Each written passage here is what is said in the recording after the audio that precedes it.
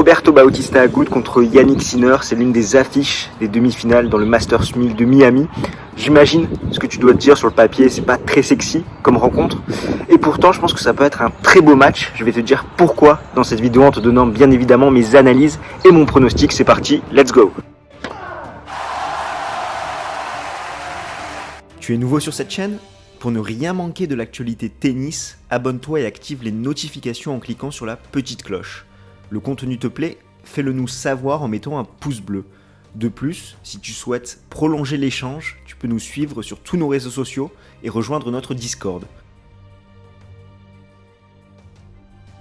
On commence tout de suite avec la tête de série numéro 7 de ce tournoi floridien, Roberto Bautista Agut, qui pour se hisser en demi-finale a profité du forfait de Lloyd Harris et derrière il est venu à bout de Struff, Isner et Medvedev. Il a perdu 2 sets, un contre Struff et un contre Isner. Il a passé 5h48 sur les cours. C'est vrai que l'Espagnol n'est pas le joueur le plus charismatique du circuit, son jeu est solide, mais on a du mal à s'émerveiller devant. Pourtant c'est un joueur que j'apprécie, il ne fait pas de bruit dans un très bon jour, c'est très solide, c'est ce qu'il a montré une fois de plus en Floride, il a de très bonnes sensations là-bas. Je rappelle qu'il avait battu Novak Djokovic en 2019, en 2017, il avait donné des sueurs froides à Roger Federer, où il s'était incliné seulement en 2 tie-breaks, et là il a réédité ses bonnes performances, même s'il était mené d'un set à rien contre Struff, et il a dû sauver une balle de match contre John Isner, mais sa meilleure performance, c'était vraiment contre Daniil Medvedev en quart de finale, l'une de ses performances les plus abouties sur dur. On sait que c'est un très mauvais match-up, l'Espagnol, pour le Russe, étant donné que Daniil Medvedev n'avait jamais gagné le moindre match contre Roberto Bautista Agut, et ça n'est pas encore arrivé dans ce tournoi de Miami.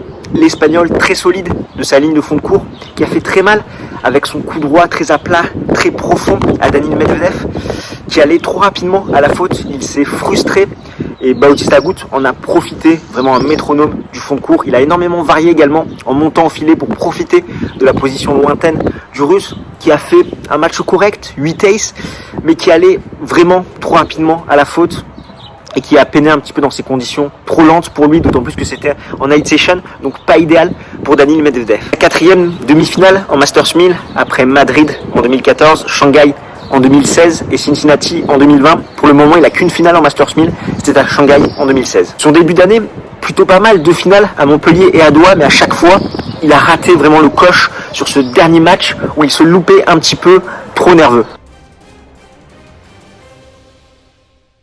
On passe tout de suite à la tête de série numéro 21, Yannick Sinner, qui pour se hisser en demi-finale est venu à bout de Gaston, Khachanov, Roussoufouri, la surprise finlandaise qui a sorti Alexander Zverev, RIP à la World Tennis League, et également notre pronostic de la vidéo du tirage au sort.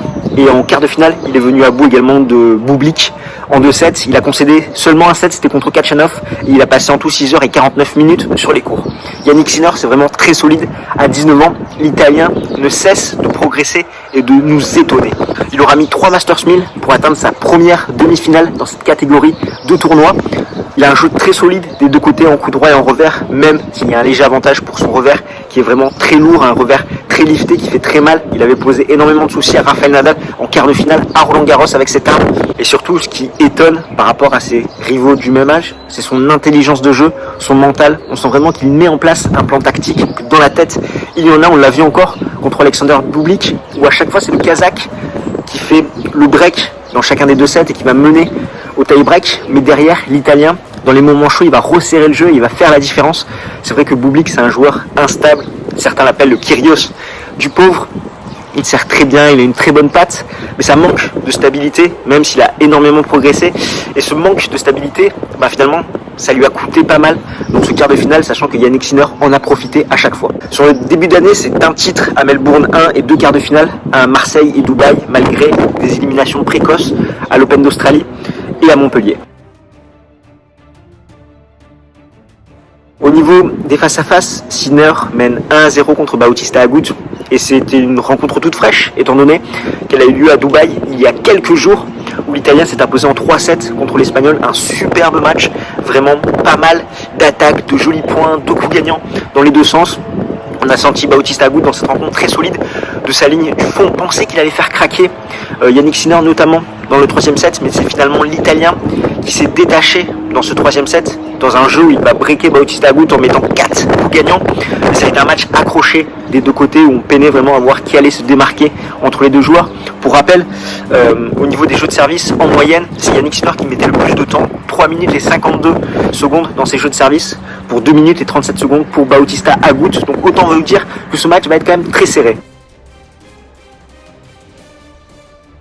Comme d'habitude, je vais t'afficher les statistiques détaillées. Hormis contre Medvedev, Bautista Agut n'a pas eu à jouer contre d'excellents relanceurs, d'où ses superbes performances au service qui sont bien meilleures que l'italien. Il a quand même joué contre de très bons serveurs.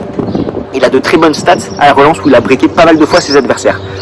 Sinner présente des stats moins uniformes avec des irrégularités au service. Au niveau des clés tactiques, je pense que le premier facteur, ça va être de savoir comment les deux joueurs vont gérer leur émotion, cette nervosité. Je rappelle qu'à la clé, il y a une finale en Masters 1000 qui va se jouer sans Nadal, sans Djokovic, sans Federer. Donc potentiellement derrière un titre à aller chercher. Donc le joueur qui contrôlera le mieux ses nerfs aura clairement un avantage dans cette rencontre. Après, dans le jeu, les deux joueurs vont devoir s'appuyer sur ce qu'ils ont fait à Dubaï. Il y a quelques jours, Bautista Agut va devoir se montrer très solide de sa ligne de fond de cours pour forcer son adversaire à faire des fautes et dicter le jeu avec son coup droit très à plat, très profond, qui peut gêner l'Italien. Yannick Sinner va devoir un petit peu hausser son niveau de jeu au service pour avoir plus de points gratuits. Je rappelle que Bautista Agut est un très bon relanceur et il va devoir profiter des lacunes au service de son adversaire, notamment de sa seconde balle. Il va devoir également dominer la diagonale revers avec son énorme revers très lourd qui peut vraiment faire mal à Bautista Agut. Comme tu t'en doutes, c'est un match très indécis. Je vois une victoire de Bautista Agut à l'expérience en 3-7. Et toi, qu'en penses-tu? Je te propose qu'on en débatte ensemble dans les commentaires. Nous, on se retrouve très vite pour parler de ce Masters 1000 de Miami. D'ici là, porte bien. Ciao, ciao tout le monde.